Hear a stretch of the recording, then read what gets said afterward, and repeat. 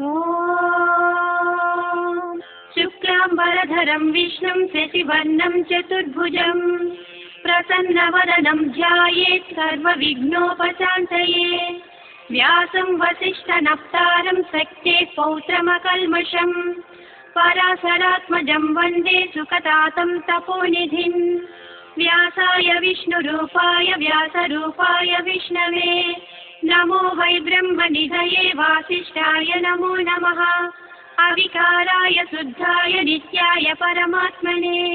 तदैकरूपरूपाय विष्णवे सर्वजिष्णवे यस्य स्मरणमात्रेण जन्म संसारबन्धनात् विमुच्यते नमस्तस्मै विष्णवे प्रभविष्णवे ॐ नमो विष्णवे प्रभविष्णवे श्रीवैशम्पायन उवाच श्रुत्वा धर्मानशेषेण पावनानि च सर्वशः युधिष्ठिरस्यान्तनवं पुनरेवाभ्यभाषत युधिष्ठिर उवाच किमेकं दैवतं लोके किं वाप्येकं परायणं स्तुवन्तः कमर्चन्तः प्राप्नुयुर्मानवः शुभम् को धर्मः सर्वधर्माणां भवतः परमो मतः किं जपन्मुच्यते जन्तुर्जन्म संसारबन्धनात् श्रीभीष्म उवाच जगत्प्रभुं देवदेवम् अनन्तं पुरुषोत्तमं स्तुवन्नाम सहस्रेण पुरुषः सततोत्थितः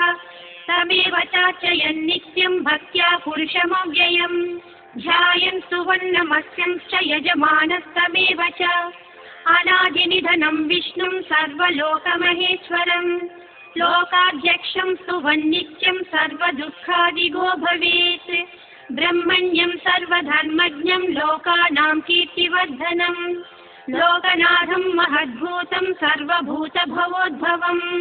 येष मे सर्वधर्माणां धर्मोऽधिकतमो मतः यद्भक्त्या पुण्डरीकाक्षं स्तवैरर्चेन्नरः सदा परमं यो महत्तेजः परमं यो महत्तपः परमं यो महद्ब्रह्म परमं यः परायणं पवित्राणां पवित्रं यो मङ्गलानां च मङ्गलं दैवतं देवतानां च भूतानां यो व्ययः पिता यतः सर्वाणि भूतानि भवन्यादियुगागमे यस्मिन् च प्रलयां यान्ति पुनरेव युगक्षये तस्य लोकप्रधानस्य जगन्नाथस्य भूपते विष्णोर्नाम सहस्रं मे शृणु पापभयापहम् यानि नामानि गौणानि विख्यातानि महात्मनः ऋषिभिः परिगीतानि तानि वक्ष्यामि भूतये ऋषिर्नामां सहस्रस्य वेदव्यासो महामुनिः छन्दोऽनुष्टुप् तथा देवो भगवान् देवकीसुतः अमृतांशोद्भवो बीजं शक्तिर्देवकीनन्दनः श्रीरामा हृदयं तस्य शान्त्यदेवि नियुज्यते विष्णुं जिष्णुं महाविष्णुं प्रभविष्णुं महेश्वरम् अनेकरूपदैत्यान्तं नमामि पुरुषोत्तमम् अस्य श्रीविष्णोर्दिव्यसहस्रनामस्तोत्रमहामन्त्रस्य श्रीवेदव्यासो भगवान् ऋषिः अनुष्टुप् छन्दः श्रीमहाविष्णुः परमात्मा श्रीमन्नारायणो देवता अमृतांशोद्भवो भानुरिति बीजं देवकीनन्दनः षष्ठीति शक्तिः उद्भवक्षोभनो देव इति परमो मन्त्रः शङ्खबृन्नन्दकी चक्रीति कीलकम्